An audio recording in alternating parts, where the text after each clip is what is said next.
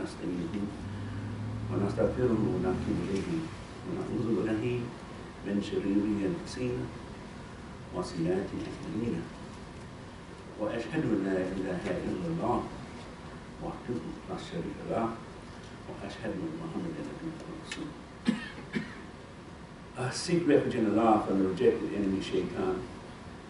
With Allah's name, the most merciful benefactor, the most merciful Redeemer. All praise is due to Allah alone. We praise Him, we seek help from Him.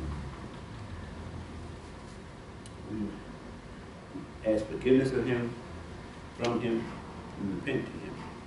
We seek refuge in Him from our own weaknesses, our own bad deeds. And I bear witness, there is no deity except Allah alone. He has no partners. And I bear witness that Muhammad sallallahu alaihi wasallam is His servant and messenger to mankind. First, I want to begin today's khutbah by apologizing for being a little late today.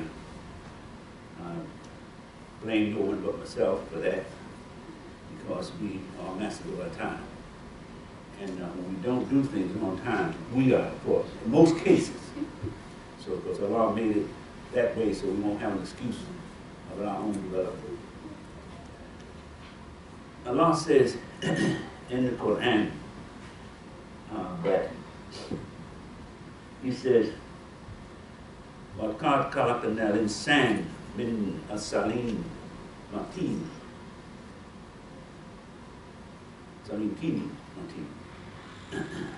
That man, we created him from the quintessence.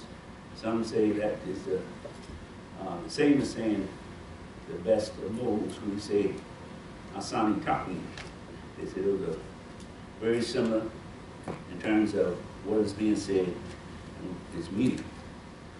Today we're going to look at subject relevant to Quran and how Allah addresses human experience, human growth, and human development.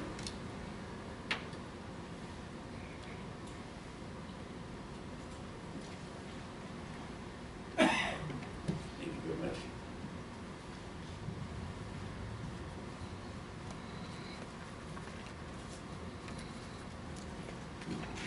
In dealing with our subject today, I want to start with a quote, several quotes. One quote is our subject itself. It's, we become what we think about. We become what we think about. Now, most people identify that with a modern day quote, but this is actually Quran. This is actually Quran. Quran was the book to describe the power that Allah had given the human being to shape itself. And the human being shapes himself with his mind. The hands do not shape the human being. The feet do not shape the human being. What shapes the human being is his mind. We have seen evidence of people born without limbs. We've seen evidence of people born without sight. Now, most of you have heard of the great lyricist and writer Ray Charles, who was blind as a youth, and yet he became a great writer of music. He became unique in the sense that he was one of the artists who was able to go into different aspects of his art and become supreme according to the human being's ability, come over everyone else in those arts. He was a #1 jazz pianist. He was a #1 jazz singer. He was a #1 country singer, which most people don't really know, but You Are My Sunshine, the song he made is a country sound, and just that most people was tapping their feet to it and didn't realize it was country music, and categorized as country music. And then we all know Georgia on My Mind. That was done by a blind man. So we can categorically rule out that the eyes are responsible for man's growth and development. We can rule that out. Sure, they're an assistance to that, but not exclusive. What is exclusive to man's growth is what Allah says when He said He created insan. Khalaqa insan, the mind, the thinking mind, the creature. That's what makes man different. That's what makes man unique. Man has an intellect, not just a mind, just able to think. A lot of creatures have a mind. A lot of creatures have the power to think, but not on the level of man's intellect. So when Allah says in Quran, He created man, khalaqa insan, He's talking about something very unique, very powerful, very unique. And He has given it power.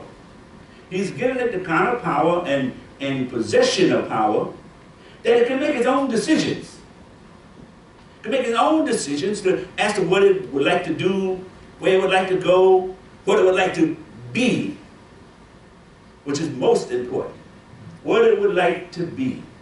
And that's what the subject is addressing today. What it would like to be. What is it that you would like to be? Because this, when Allah talks about insan in here, He's not talking about the whole populace as a collective. He's talking about the whole populace as an individual, as a singular.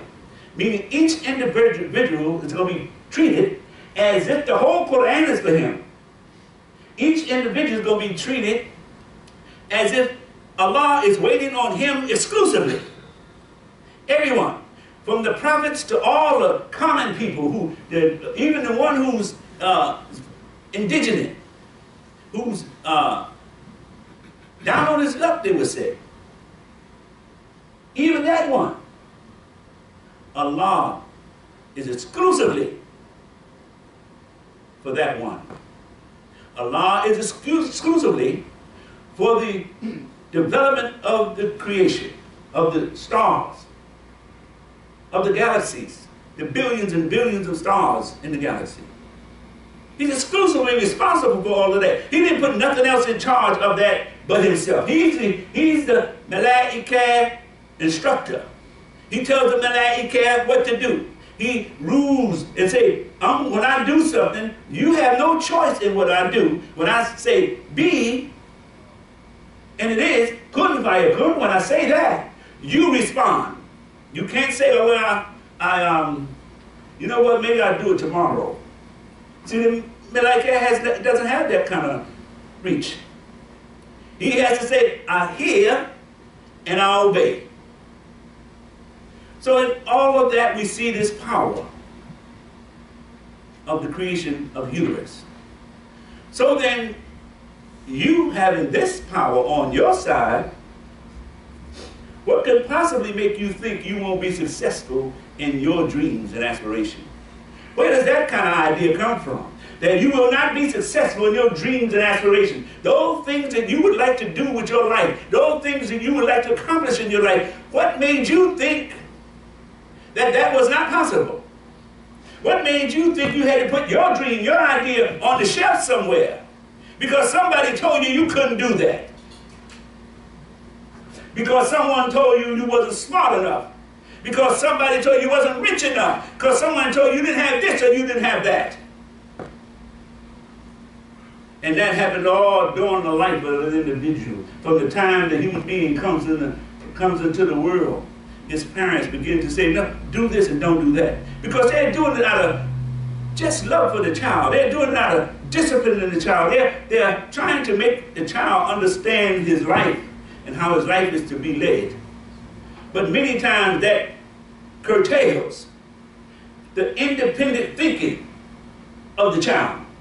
It causes the child to back up from his own thoughts. Say, maybe daddy might not like that. Or maybe mama might not like that.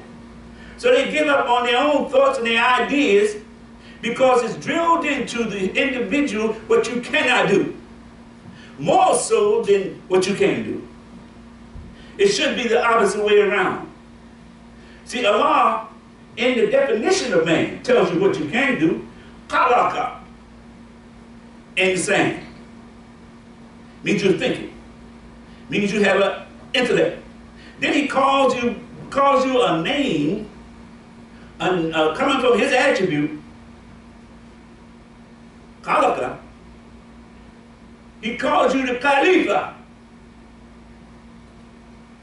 That's powerful.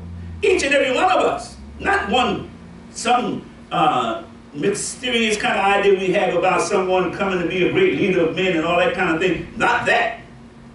He's talking about the real Khalifa. The one that's in you to rule you, that you use, that you have at your command. That's your mind.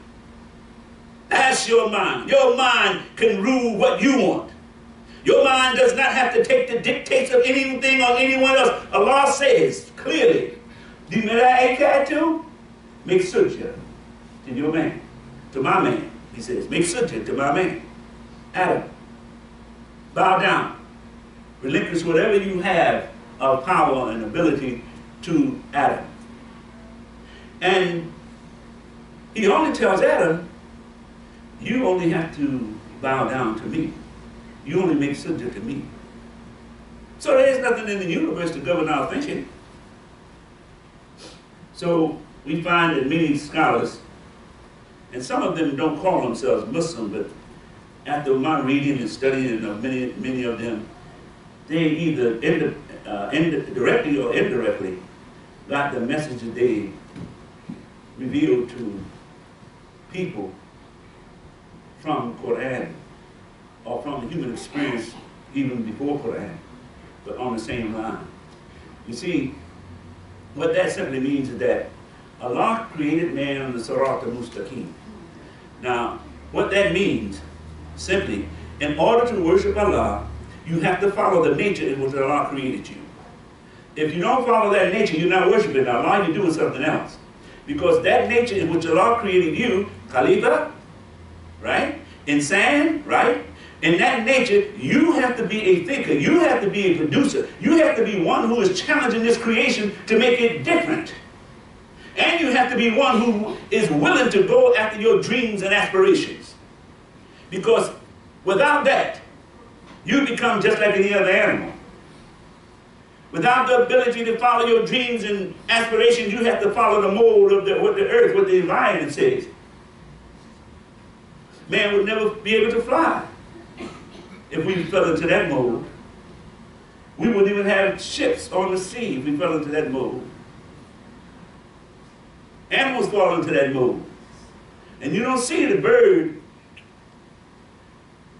living under the water. And you don't see the fish living in the tree. But man does whatever he wants. Man gets in the water in one part of the world and does not surface until he's in another part of the world. No bird can do that. Fish can do it, but no bird can do that. And that fish who's swimming alongside of man, and when man is at surface, and when man gets in the part of the world he wants to be in, he gets up out of that submarine or that boat, he gets up out of it and walks on the land. Walks and talks on the land, but the fish can't get up out of that water and walk and talk on the land besides man. Because Allah created only man to be able to do that. Exclusively. Exclusively. And it's that privilege that every man has. And understand clearly that you, me, every individual in this, on this masala, every individual walking up and down the street, every individual across the globe has that power and is directed from their Lord. And he's on their side, your side, my side, promoting all the good there is. So many times when we hear some of the thinkers of our time, great thinkers of our time, say, I heard one say, thinking you become rich. And then another, here's a quote from Brother Imena Abu. He's a writer for the Faith. In fact, it's his site. Faith in Allah. That's the name of his website. And he wrote an article on 2016, June 2016. He introduces himself, who he is and what he does. And our thoughts, he says in this article, our thoughts have a powerful ability to determine our feelings and our emotional state, and ultimately affect how we behave, for better or worse. That's a powerful statement. Very powerful. He is saying what you think, you are what you think. Think and become. And I know some may say, well, I'm too old. Some may say, well, that's a privilege I can't have. I'm a woman. Or I'm not old enough.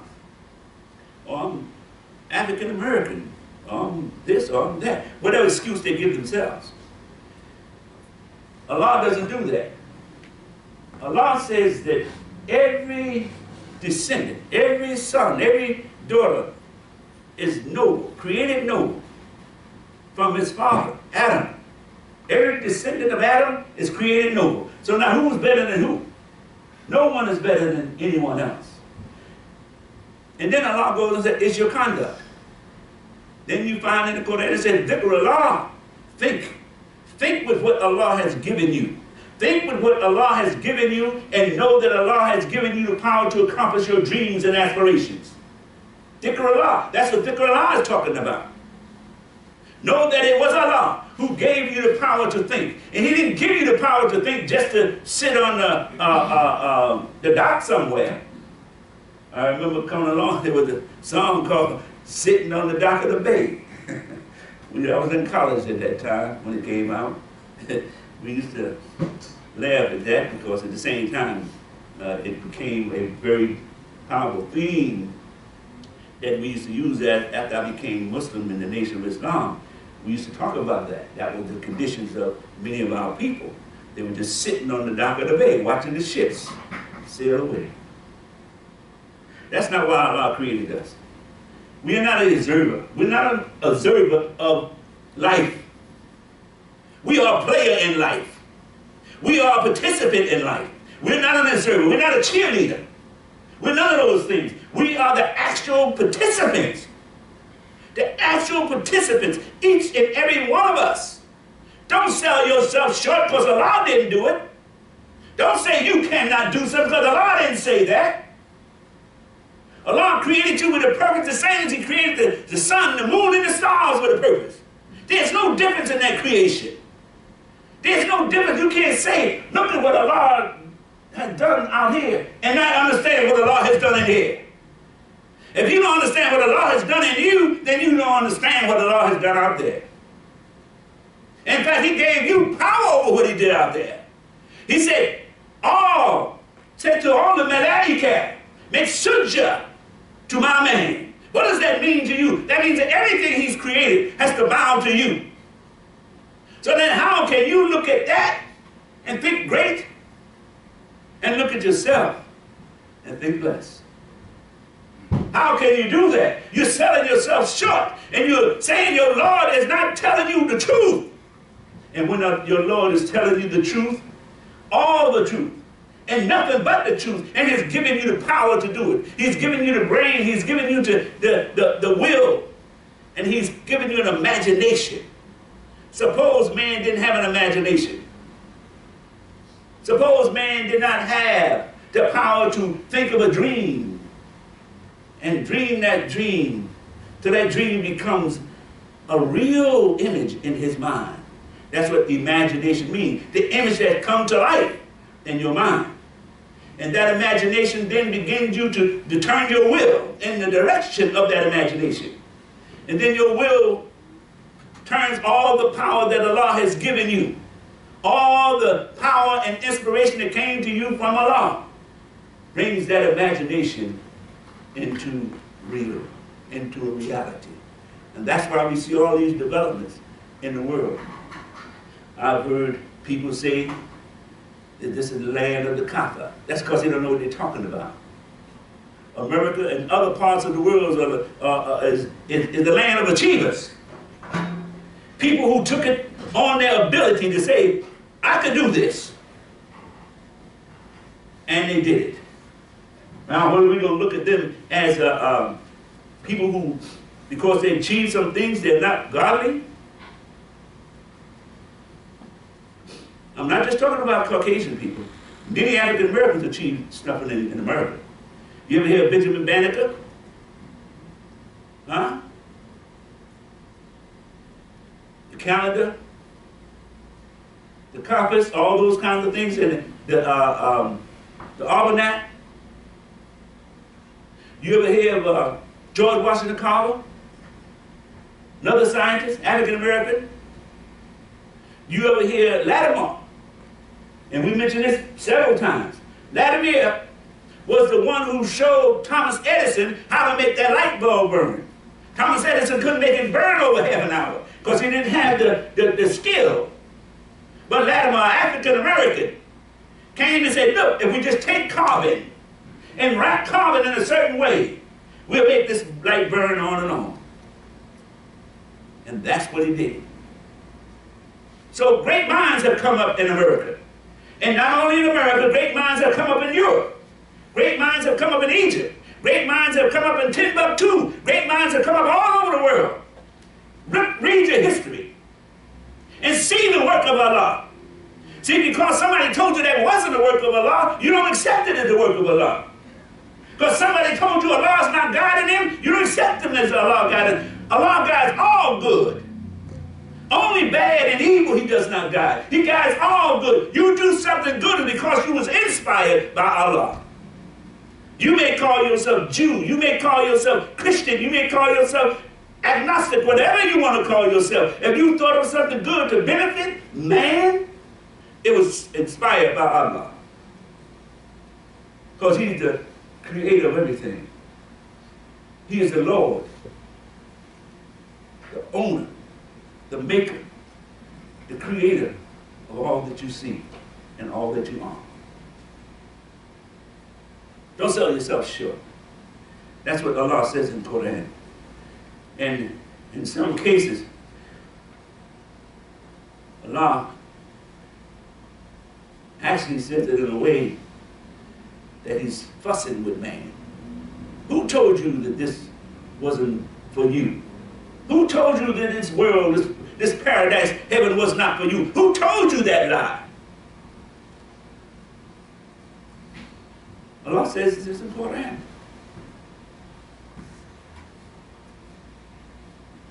We must be able to read Quran with an open mind. If you read Quran, whether they do it in Arabic or English, whatever language you have it translated in French, or doesn't make any difference. If you're doing it with a closed mind, you're not reading Quran. You're reading a concept that somebody gave you of Quran. Quran must be read with an open mind. Quran must be read with a mind that says, I know you can do anything, Allah, and if I'm in this any kind of way, I'm going to do what I have to do. I'm going to be me. I'm going to be me. The me you have created. The me you have brought into existence. I'm going to be me. How many of us have given up on me? Huh? How many of us have settled for a job down so-and-so or someplace up there, and then all the time you got a dream in your mind? I'm going to tell you a short story about a dream, and then we're going to be ready just about to close. There was this gentleman in South Africa years ago, and he, as a young child, dreamt about automobiles. That's what he wanted. He wanted to work with automobiles. He wanted to do work on automobiles. That was his love. And he met a woman who had the same kind of love that he had about automobiles. So they started an automobile repair shop, working on automobiles, and they was loving it. They didn't want to be anything else, because this is where their heart was. This is the dream that Allah had brought them to, and they were following it. And for following that dream, Allah gave them something else. Because in being an auto mechanic, any of you who work on cars, nowadays you do most of these things on computer, but I remember when I was a young boy, my father was a mechanic on the side. He worked in a company called Philip Dodge, and on the side, he fixed cars. And every time he started fixing a car, he called his help. And and I was his help. So rather than go play baseball or go play something else, I had to help the mechanic. And the one thing that happen to mechanics is that they get all this grease in their hands. Some of it you can wash off with soap and water. You get some real coarse soap, you can do it. But others get down and under your nail and down into your skin, and you can't get it out. So what this couple did, they had that problem. And so they took a whole lot of different kind of things and put them together, all kinds of solutions, to see if they can finally get their hands clean. So one day they came up with a solution. And they washed their hands with it.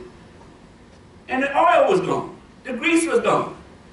We got it. So he said, well, since we are doing this, other mechanics are probably having the same problem. Let's sell this to other mechanics. So what they did, they got some young ladies, get their hand all messed up, go to these other mechanics and say, look what you can do with this solution. And they loved it. They started buying it all over the place. And he did so well that a big company came to buy the product. And they paid him $5 million for the company. Now here's a man, he just wanted to be a mechanic. He was happy. But Allah said, I know you're happy doing that. And for obeying what I put in you, I'm going to bless it more. He didn't see this coming. But he wanted to be a mechanic. He saw that dream. And so Allah blessed him with that. And then the company that gave him the $5 million for the company couldn't make it work. Couldn't sell it. Because they had a different idea, different concept, different whole way they approached it. So they figured they could lose money, so they gave the company back to him. He took the company and became a billionaire. Just because he liked to be an automobile mechanic. So don't think your dream is not anything. When Allah gives you a dream and an idea, carry it through. Carry it through with all the zeal and all the muscle, the non-stop motion that you can put to it. Don't give up on your dream. Don't give up on your life expectancy of yourself. No matter what they say. No matter who says it. Because your Lord said, be what you can be. All through the Quran. And if you're not reading the Quran with an open mind like that, then you're missing the point. You're missing the point of the creation. You're missing the point of why he created you. You must read Quran with the open mind. Do you know you don't need nobody to tell you how to follow Allah if you follow your own nature? If you follow the dreams in you, you don't even need a book. The only reason Allah created the book because man had gotten so far off course they needed a guide. So Allah says, talking about this book was created as a guide. As a guide, because man had gotten off course. So Allah says, okay, here's your guide back to the course. Back to what? Back on the Sirat al-Mustaqim. What is that? Your nature. And those who can follow that nature without ever seeing the book are successful in doing that. And their Lord, Allah, is helping you, guiding you. So with that, we want to take a short pause.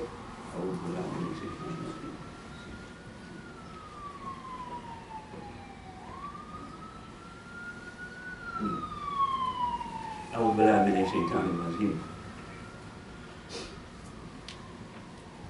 بسم الله الرحمن الرحيم. الحمد لله رب العالمين.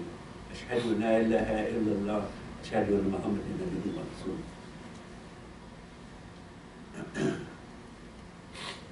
The beauty of Quran and the beauty of how Allah has created us and how we get to the best in us is by following the directions. And Allah says in those directions, He says, the best of you is he who is of service to the society. Now you see how beautiful that is? When you do something to help the society, you get more back. You get more back. Whatever service you have, whatever service, you get more back. Because you're thinking about what you're doing, what Allah has blessed you with, helps man. And Prophet Muhammad supported that in the Hadith. at the best, is that one who is most successful of helping the society. Allah instructs us to give sadaqah. Sadaqah, sure, it helps the masjid, but it helps you, it helps me, in terms of building our own self-image. Because our self-image need to know how to give. We need to know how to be human. Not just give money, but give of ourselves. Not just think of a thing that's just good for us, but who else would it benefit? That's what sadaqah teaches. That's what it teaches. But there are a lot of people with money. They don't need to have sadaqah. But they need the principles of sadaqah. They need the principle of helping others, giving and helping others. So with that, we thank Almighty Allah. ربنا آتنا في الدنيا حسنة وفي الآخرة حسنة وقنا عذاب النار. Our Lord, give us the best of this world and of the hereafter, and protect us from the fire. He coming. Allahu Akbar, Allahu Akbar. Ashhadu an la ilaha illallah wa ashhadu anna Muhammadan